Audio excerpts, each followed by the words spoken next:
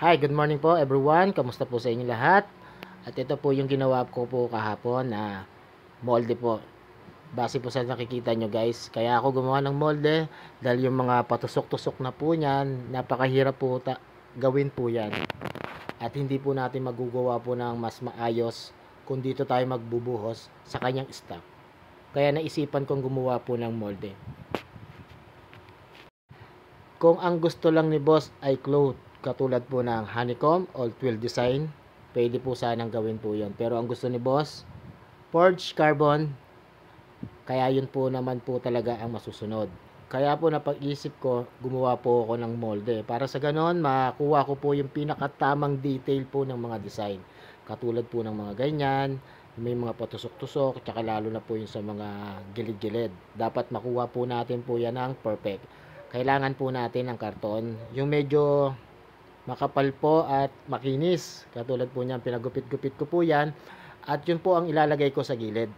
Kung ano po ang tamang posisyon po at tamang hugis po ng flarings, dapat po nakasunod po yung papel na ididikit nyo. Bali, kumuha po ako ng pandikit po ng glue. Yan po, parang maitiban po yan. At ayun na pong nilagay ko sa gilid. Pinakagilid lang po talaga. Tsaka dapat po pag nagdikit po kayo ng papel, ng karton, wala po dapat siyang singaw. Kasi once na may singaw po yan, may tendency tumagas po yung lumusot, yung resin. At pag lumusot po yon, titigas, mahihirapan na po kayo magbunot po ng stock po na flarings, yung inner flarings. Kasi gawa nga po ng lumusot siya doon bali mababarahan. Dapat po, kung magdidikit man po kayo ng ganito at gagawa po kayo ng ganito, dapat po siguraduhin nyo po na wala po siyang butas. At dito guys, bali nalagyan ko na po siya lahat ng karton. At yun dito, nilagyan ko na po ng masking tape kasi paliko-liko po siya. Ang hirap po siya gawan po ng karton. Kaya ginawa ko masking tape para sunod na sunod po dun sa alon po ng kanyang flarings. Yan po guys, make sure nyo kung halimbawa gagawa po kayo ng molde. Syempre, siguraduhin nyo, i-double check nyo kung may butas po siya. At kung may butas, dikitan nyo po at ilapat nyo po yung papel. Next step, ang gagawin po natin, maglagay po tayo ng wax dun sa ating panel na bubuhusan po ng chemical. Para sa ganon, kung babaklasin po na natin, mabilis na po siya baklasin. Hindi po siya kakapit ng husto dun sa panel na binuhusan po natin ng chemical. At dito po guys, siguraduhin nyo pag halimbawa po kayo naglalagay po ng wax, make sure na dapat wala po siyang pinagdaanan po na brush. Ang ibig ko sabihin yung parang lubak-lubak kasi brush ang ginagamit ko po dyan. At pag napahiran nyo na po siya dyan ng lahat po ng brush, pupunasan nyo po siya ng malinis na basahan. Lahat ng pinagdaanan po ng brush, dadaanan nyo po ng malinis na basahan para sa ganon maging smooth, maging makinis po yung pagkapahid po natin ng wax po dun sa panel na bubuhusan po natin ng chemical. At ito na po guys, syempre may mga dyan magtatanong kung paano daw itimpla daw yung mga ganito. Ito na po, ipapakita ko na po sa inyo. Kumuha po kayo ng baso ng ganyan, bumili po kayo. At yung sa pinakaunang guhit po doon sa taas, hanggang doon lang po yung resin natin. At meron po siyang natirang kapiraso. Ngayon naman po kadami ang ilalagay natin po na stop sack. Pupunuin nyo po yung stop sack. Pag nakakita po kayo ng personal dito, nung stop sack na yan, sobrang gaang lang po yan. Mas magaang pa po yan kaysa sa pulbo. Konting hangin lang po yan, maglilipara na. Kaya kung magtitimpla kayo nito, dapat doon nasa wala po kayong hangin. Para ma-mix nyo po siya ng maayos. Bali mga guys, lalagyan ko po to ng toner. Para sa ganon, pag halimbawang magbubuhos na ako po ng final na forged carbon, hindi po tayo malilito. Kasi kung transparent po ang ibubuhos po natin, medyo nakakaduling po kasi dito pag transparent Hindi po katulad ng may kulay, makikita natin yung mga lubak, lahat ng pwede nating remedyohan pagka tayo gumawa po tayo ng molde. Kasi hindi naman po talaga totaling 100% magagawan po natin to ng perfect. Siyempre magkakaroon po to ng mga butas-butas, mga ilang piraso, at yung mga ilang piraso na butas na po yon, pwede natin po yung tuklapin kasi magkakaroon po kasi ng ano yun sa ibabaw, yung pinaka-resin na manipis, kaya siya nagkaroon ng butas. Ngayon, tutuklapin po natin yon at maglalagay po tayo ng masilya. Tapos, lilihain po natin siya ng tama. Kung anong po ang hugis po ng flarings na gagawin po natin, dapat ganun din po yung gagawin po natin pag tayo nagmasilya. Sa paglagay nga pala po ng hardener, pinakita ko po sa inyo, isang takip po ng hardener na yon. Dapat ganun po kadami ang lalagay nyo sa isang baso po. Para sa ganon, at mabilis po siya matuyo. Huwag nyo na po siya sosobrahan. Pag sumobra po yan, uusok po yan. Kukulo, tapos mababasag at masisira po yung gagawin. Tama na po yung ganun kasing lami po ng isang takip po ng hardener. At kung halimbawa hindi naman po kayo nakabili ng ganyang klaseng hardener, siguro kahit isang takip po ng tansan ng soft drinks, yung maliit na bote, may takip po yun ng tansan, siguro mga ganun lang po kadami. At kung halimbawa guys, magbubuhos po kayo ng ganito, make sure nyo po na medyo bilis-bilisan nyo po ng konti, syempre kasi mas mabilis po ito matuyo at medyo malapot po siya.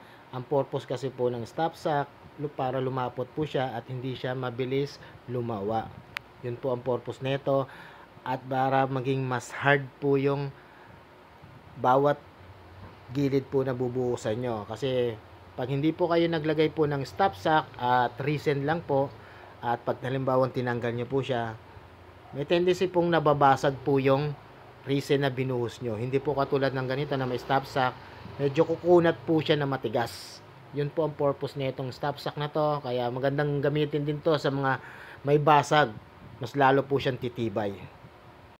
Sa totoo po guys, mga 14 years old yata, gumagawa na po ako nito. Nagpa-fiber na po ako. At ngayon ko lang po ulit naalala tong stop sack na to, kasi ngayon na naman po nakagawa po ako ng panel. At matagal na panahon na po ako nakagawa po ng ganito. Kaya medyo parang na-miss ko rin sa paggawa po ng ganito. Kaya excited po ako sa paggawa po na itong project na to. At yun nga mga guys, at binabahagi ko rin sa inyo kung paano po yung mga pinagdaanan ko nung bata pa ako, yung mga natutunan ko. Gusto ko rin doon sa mga lagi po sa akin nagchat-chat at nagtatanong. Masaya po ako na ibabahagi ko po yung aking kaalaman pagdating po dito sa aking mga ginagawa po. Sa mga pagpipintura, may mga nagtatanong. Pero mas maraming nagtatanong po dito po sa Real Carbon Fiber po sa akin. Maraming po salamat po sa inyo. Dahil sa inyo at ito, nabuhay na naman po yung aking ginagawa po dati. At sana may natutunan po kayo sa aking binahagi. Yun naman po talaga ang mahalaga, kaya nga po ako naggaganito, para na ibabahagi ko po sa inyo yung mga aking kalaman, lahat po ng aking ginagawa. At masayang masaya po ako yung mga nakagawa po ng Real Carbon Fiber na nagchat-chat sa akin mula umpisa hanggang katapusan, natatapos naman po nila.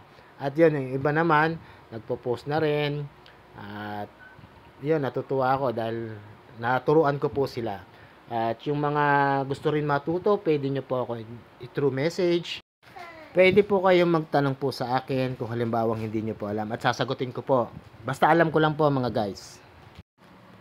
At dito po guys, nalagyan ko na po siya ng fiber, hindi ko na po sa inyo napakita. Ang technique ko lang po, pag ako naglalagay po ng fiber, hinahati ko po yung sa gitna. Pag gumupit na po ako ng kasing laki po ng panel po ng paglalagyan po natin ng fiber. Ngayon, hahatiin ko po yung sa gitna para numipis. Para sa ganon, pag buhos po natin ng resin, mas mabilis po siyang sumang-ayon po sa bawat pahid po natin ng resin. Ang ibig ko sabihin, mas mabilis po siya lumapat. Kasi pag hindi nyo po hinati po yan sa gitna, hindi nyo siya pinanipis, medyo mahirap po yan ilapat. Kaya gagawin nyo po, hatiin nyo po sa gitna yung fiber, para sa ganun pag buhos nyo, mabilis lang po siya lumapat. Ganun lang po yung technique na ginagawa ko pag gumagawa po ako ng mga ganito pong klaseng project. At yan po mga guys, nakikita nyo yung mga bukol na po yan. Kung dyan po tayo magbubuhos po ng Real Carbon Forge, napakahirap po talaga masundan po yan. Kaya kung halimbawa namang cloth yan, pwede po natin gawin po yon. Madali lang po yon.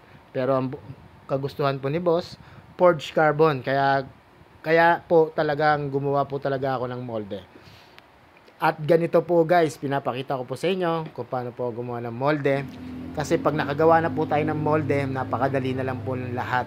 Kasi doon na po tayo magbubuhos at pagbaklas po nyon. At kung merong konting retouching na lang, hindi po katulad ng doon po tayo mismo sa panel na magbubuhos, napakahirap po talaga. At ito po guys, yung ginawa po natin kanina at binaklas ko na po. Yan po, yung may mga meron po tayo dyan na hindi po talaga nakopya, pero magagawan pa rin po natin ang paraan. Kung makikita nyo po agad na meron po siyang gagawin, gawin nyo na po.